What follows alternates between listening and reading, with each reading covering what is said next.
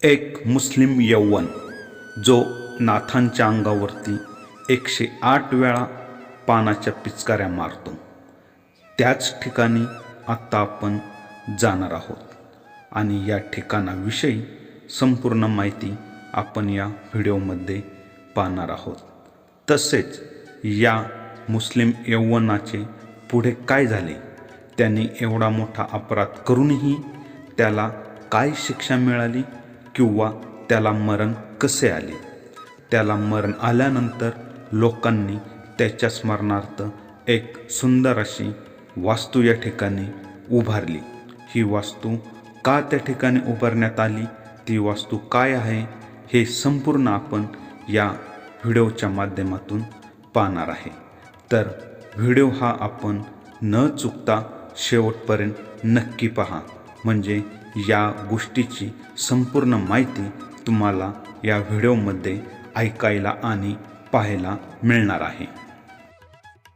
हे ठिकाण एकनाथ महाराजांच्या समाधीस्थळापासून 1.5 ते 2 किलोमीटर अंतरावरती गंगेश्वर मंदिर या परिसरामध्ये आहे.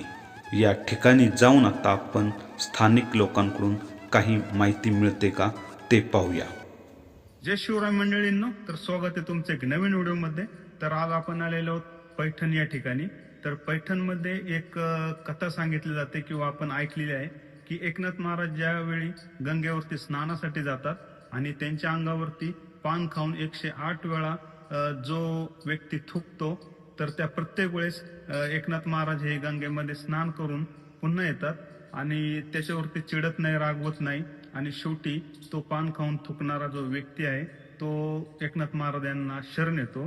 तर या आख्यायिकेविषयी किंवा कथेविषयी माहिती जाणून घेण्यासाठी आपण या ठिकाणी आलेलो आहोत.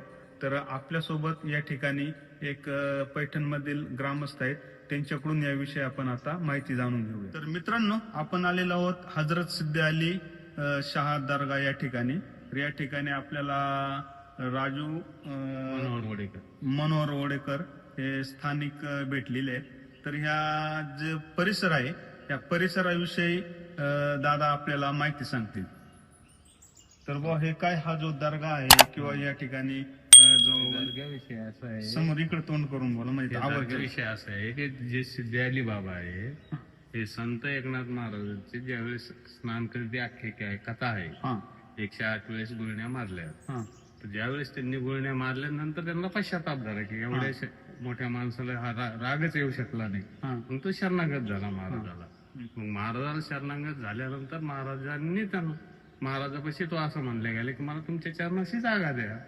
मग चरणाशी जागा दिल्यानंतर महाराजांनी त्यांना सांगितलं की ज्या ज्या वेळेस माझा काला निघाला, महाराजांचा आजही रोजी जो काला होतो षष्ठी निमित्त, तर त्यावेळेस त्या काल्याच्या घोड्यांची वगैरे त्या भाविकांची जी धूळ येते ती धूळ आजही पाहायला मिळते की उडते.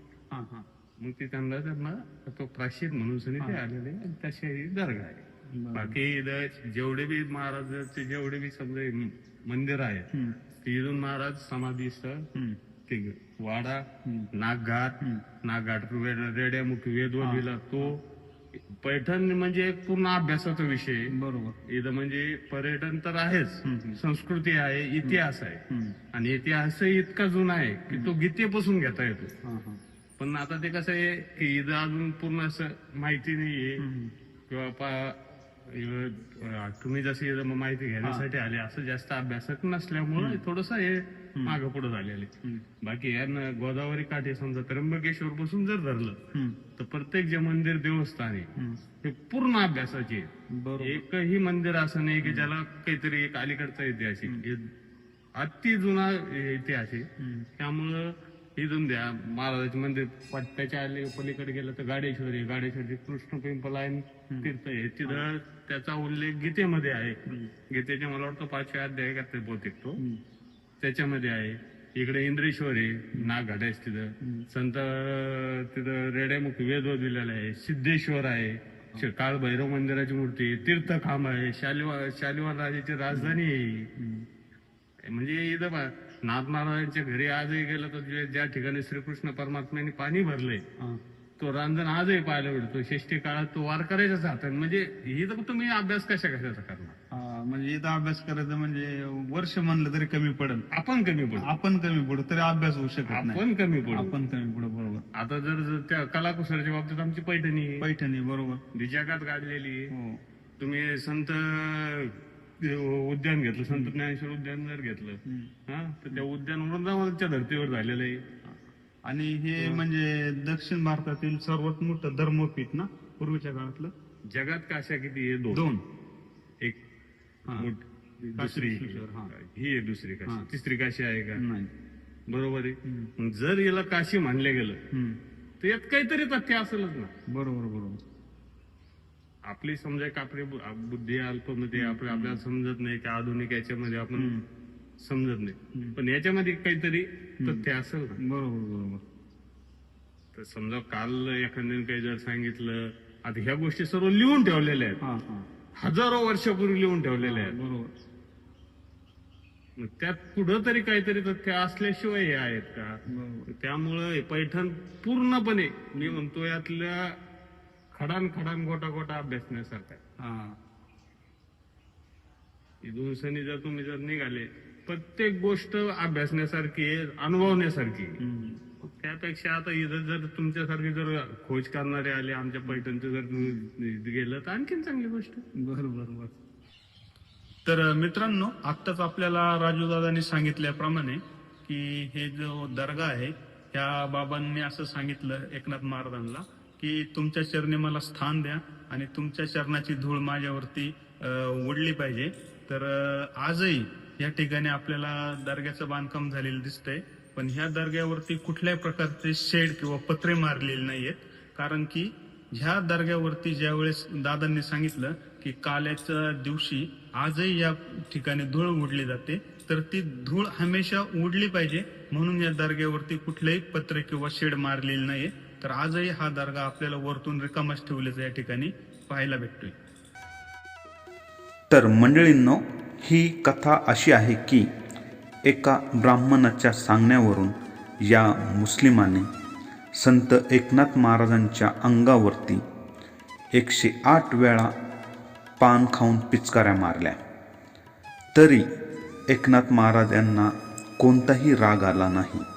त्यांनी 108 वेळा गंगेमध्ये म्हणजेच गोदावरी नदीमध्ये स्नान केले.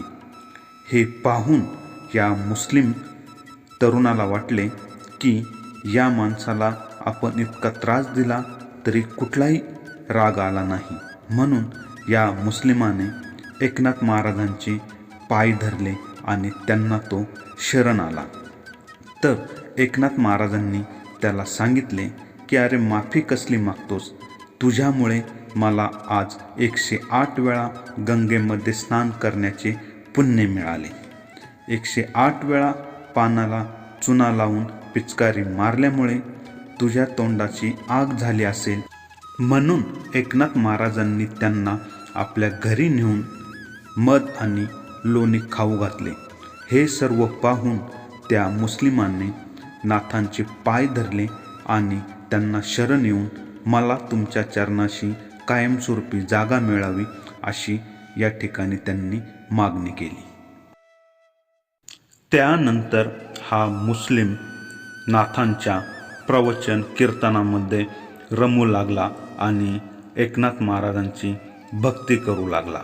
हे करत असताना त्यांनी असे म्हणतात की एकनाथ महाराजांच्या पायावरतीच आपले कालांतराने प्राण सोडले आणि त्यांच्या स्मरणार्थ या ठिकाणी हा दर्गा उभारण्यात आला.